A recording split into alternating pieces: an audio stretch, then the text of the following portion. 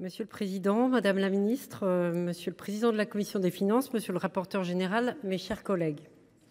Nous entamons aujourd'hui l'examen du projet de loi relatif aux résultats de la gestion et portant approbation des comptes de l'année 2023.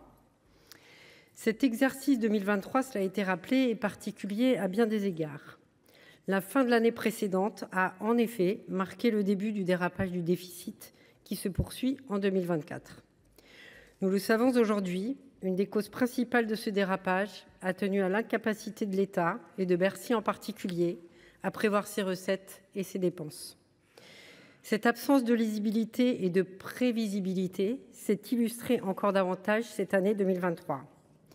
Je vous propose de faire un petit retour arrière sur cette année-là. Nous sommes un 15 novembre, soit 6 semaines avant la fin de l'exercice comptable 2023, lorsque l'Assemblée nationale adopte en lecture définitive le projet de loi de programmation des finances publiques pour les années 2023 à 2027. En ce 15 novembre, le déficit public continue pour 2023 d'être prévu à moins 4,9%, alors qu'il sera effectivement de moins 5,5% juste 6 semaines plus tard. Le rôle d'une loi de programmation des finances publiques est de projeter nos finances publiques sur plusieurs années, me direz-vous, et à juste titre, pas de se projeter sur la fin de gestion d'un seul exercice. Justement, le projet de fin de gestion pour 2023, que nous avons voté là aussi en novembre 2023 à l'issue d'une commission mixte paritaire, a réitéré les mêmes erreurs de prévision budgétaire. À 6 semaines de la fin de l'année 2023, le Sénat a voté une loi de fin de gestion dont les recettes projetées seront en décalage avec la réalité de 7,8 milliards d'euros. Le Parlement comme le gouvernement ont manqué d'outils et d'expertise en matière de prévisibilité budgétaire. Mes chers collègues, cela fait 6 ans. Cela fait 6 ans que chaque année, le Sénat rejette le projet de loi d'approbation des comptes de l'année précédente, sans que cela n'ait aucune conséquence apparente sur la gestion par l'État de ses finances publiques. Nous devons collectivement nous interroger sur l'utilité d'un tel exercice.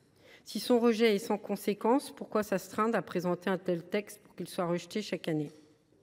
Il nous faudra à l'avenir, et pour l'avenir, mettre fin à cette forme de mascarade et nous tenir à un cadre financier pluriannuel voté par le Parlement qui encadre l'examen des textes budgétaires annuels et auquel le gouvernement et le Parlement ne pourront pas se soustraire. C'est tout l'objet, mes chers collègues, de ma proposition de loi constitutionnelle qui sera débattue dans cet hémicycle le 14 novembre prochain. Le réel, c'est quand on se cogne. Je pense, mes chers collègues, que cet exercice 2023, et je le crains l'exercice 2024 également, nous prouve avec force que nous devons opérer un changement systémique. Nous devons à ceux qui nous succéderont de cesser, dès 2025, la spirale de ce déficit structurel sans fin que nous connaissons depuis 43 ans.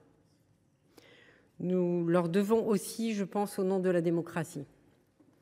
Mes chers collègues, dans quelques semaines, nous discuterons ici même du projet de loi de finances pour 2025. C'est un exercice certes annuel, mais dont l'ampleur de l'effort requis des administrations, de nos collectivités territoriales, de nos concitoyens, de nos entreprises est inédit en matière de hausse de fiscalité et de baisse des dépenses publiques. Il nous appartiendra d'être à la hauteur de ce moment en tenant le sérieux budgétaire dont certains ont parfois manqué. Il s'agira de ne pas grever ce budget 2025 de dépenses nouvelles, ni d'alourdir la fiscalité du pays qui reste le plus taxé au monde. Nous sommes le 22 octobre 2024. Je forme le souhait que nous ne nous retrouvions pas chaque année pour rejeter collectivement le projet de loi relatif aux résultats de la gestion et portant approbation des comptes. D'ici là, le groupe Les Indépendants, République et Territoires, en responsabilité, s'abstiendra sur ce projet de loi relatif aux résultats de la gestion et portant approbation des comptes de l'année 2023. Je vous remercie.